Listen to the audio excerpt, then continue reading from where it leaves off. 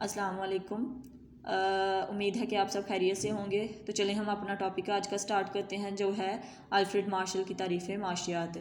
Alfred Marshall ने 19वीं सदी के आखिर में माशियात की नए सिरे से तारीफ़ करके इसको दीगर इमरानी उलूम की सिफ़ में ला खड़ा किया। अब इन्होंने क्या कहा, इन्होंने 19वीं सेंचुरी में जो है इसकी एक और डेफिनेशन दी, और इन्होंने जो पहले क्लासिकल इकोनॉमिस्ट एडम स्मिथ थे उनकी तारीफ़ के ऊपर काफ़ी लोगों ने तनकीद की और काफ़ी ज़्यादा गलत फहमियाँ पैदा हो गई हुई थी। तो इन्होंने उन गलत फहमियों को दूर किया और साथ ही साथ माशियात को दौलत का इलम करार देते हुए मादी फलाह बहबूद के तस्वर में इसको बदल दिया। अब मादी फलाह बहबूद क्या है कि इंसान जो है वो अपनी इंसान तरक्की पाने के लिए, इंसान कामयाब होने के लिए दौलत हासिल करता है।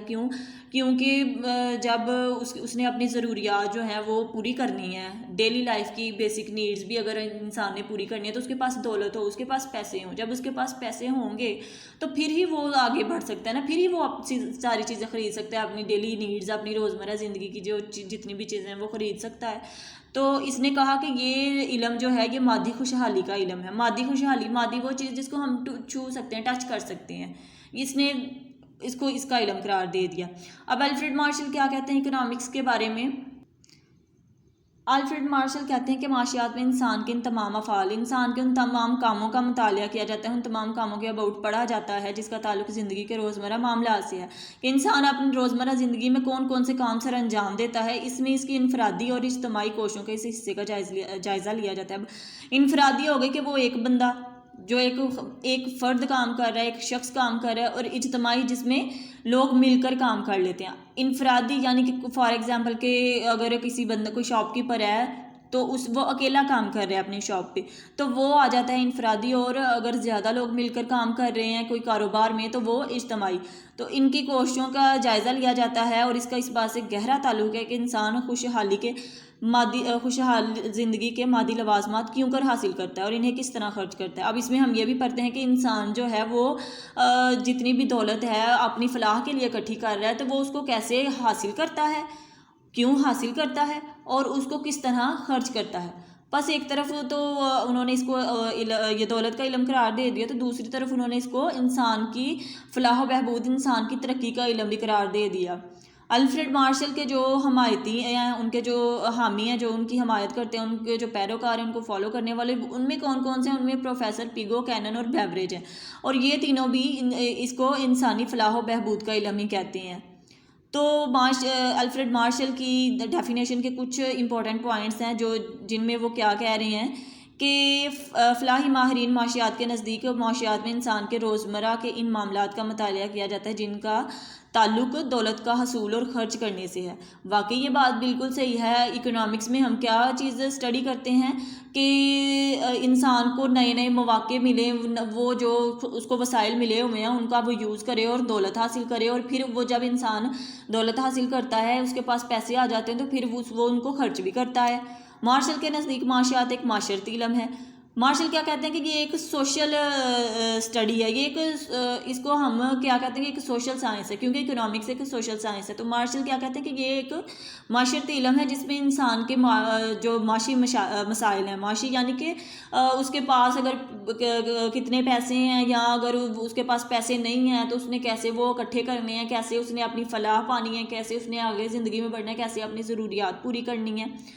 मार्शल के नज़दीक दौलत इंसान की मादी फलाह का ज़रिया बनती है। मादी अब वही कि जिसको टच किया जा सके, इसमें गुड्स आ जाती हैं, जो खाने पीने की अशिया हो गई, पहनने के लिए कपड़े हो गए, रहने के लिए घर हो गया, ये सारी मादी चीज़ें आ गई, क्योंकि हमारी मादी ज़रूरतें सिर्फ दौलत ही पूरा कर सकती है। मार्शल की तारीफ़ में गैर मादी फलाह के तस्वर का जिक्र ही नहीं मिलता, वो सिर्फ मादी चीज़ों के बारे में वो कह रहे हैं। मार्शल के मुताबिक इंसान और इसकी ज़िंदगी ही माशियात के इलम का अहम जुज़ है। अब वो क्या कहते हैं कि इंसान की ज़िंदगी ही माशियात का अहम जुज़ है। क्योंकि इंसान जो है वो रुपए पैसे के बगैर सरवाइव कर ही नहीं सकता। उसने अगर उसके पास पैसे होंगे तो वो ज़िंदगी गुजार सकता है, अगर पैसे ही नहीं हैं तो फिर उसकी ज़िंदगी का कोई मकसद ही नहीं है। वो कैसे ज़िंदा रहेगा, कैसे चीज़ें ख़रीदेगा, कैसे अपनी जो ज़रूरियात है उनको पूरा करेगा। تو جس میں تمام انفرادی اور اجتماعی کوششوں کا جائزہ لیا جاتا ہے جو انسانی فلاح و بہبود کے لیے کی جاتی ہیں۔ مارشل کی تعریف سادہ اور عام فہم ہے، جس میں براہ راست انسانی فلاح و بہبود کا ذکر کیا گیا ہے۔ تو یہ مارشل جو ہیں، یہ مارشل نے اپنی ڈیفینیشن دی اور اس میں جو اہم پوائنٹس تھے انہوں نے یہ بتا دیے۔ اب مارشل نے ڈیفینیشن دے دی، اب اس کے جیسے کہ کلاسیکل اکانومسٹ ایڈم اسمتھ تھے، ان کے اوپر بھی لوگوں نے ان کو کریٹیسائز کیا، ایسے ہی مارشل کی ڈیفینیشن جو ہے اس کے اوپر بھی لوگوں نے کافی زیادہ اس کو کریٹیسائز کیا۔ کافی سالوں تک ڈیفینیشن ان کی یہی چلتی رہی، لیکن اس کے بعد آنے والے لوگوں نے اس کو کریٹیسائز کیا۔ اب ان کی تنقید میں کیا ہے کہ الفریڈ مارشل کا مادی فلاح کا تصور کئی سالوں تک معاشیات کا موضوع بحث بنا رہا، لیکن وہ ماہرین معاشیات جو معاشیات کو سائنس کا درجہ دیتے تھے، انہوں نے مارشل کی تعریف کو رد کر دیا۔ اب وہ اکانومسٹ جو اکنامکس کے بارے میں کہتے ہیں کہ یہ ایک سائنس ہے، انہوں نے کیا کیا، انہوں نے تو اس کو رد کر دیا مارشل کے ویوز کو۔ انہوں نے کہا کہ جی نہیں، یہ ایسے نہیں ہے۔ ان ماہرین میں کون تھے؟ پروفیسر رابنز نے اپنی کتاب the nature and significance of economics, معاشیات کی نوعیت اور اس کی اہمیت میں مارشل کی تعریف پر درج ذیل اعتراضات کیے۔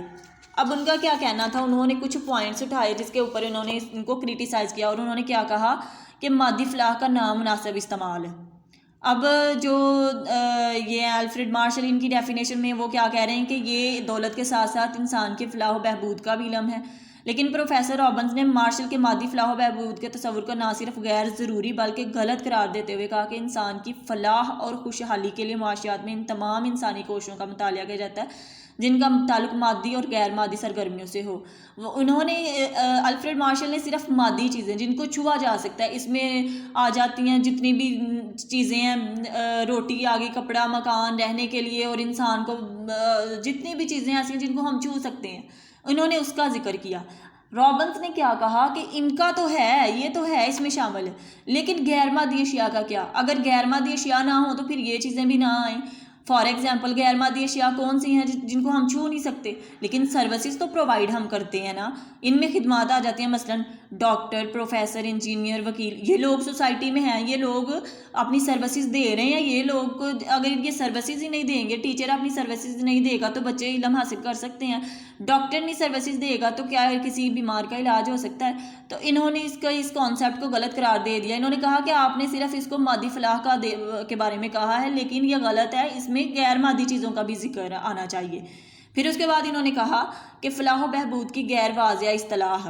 اب اس میں وہ کیا کہہ رہے ہیں کہ کچھ چیزیں ایسی ہیں جن میں کچھ لوگوں کے لیے تو فلاح ہے، کچھ لوگوں کے لیے تو وہ اچھی ان کو لگتی ہے، لیکن دوسرے جن کو وہ پسند ہی نہیں ہے ان کے لیے اس میں کیسے فلاح ہوگی؟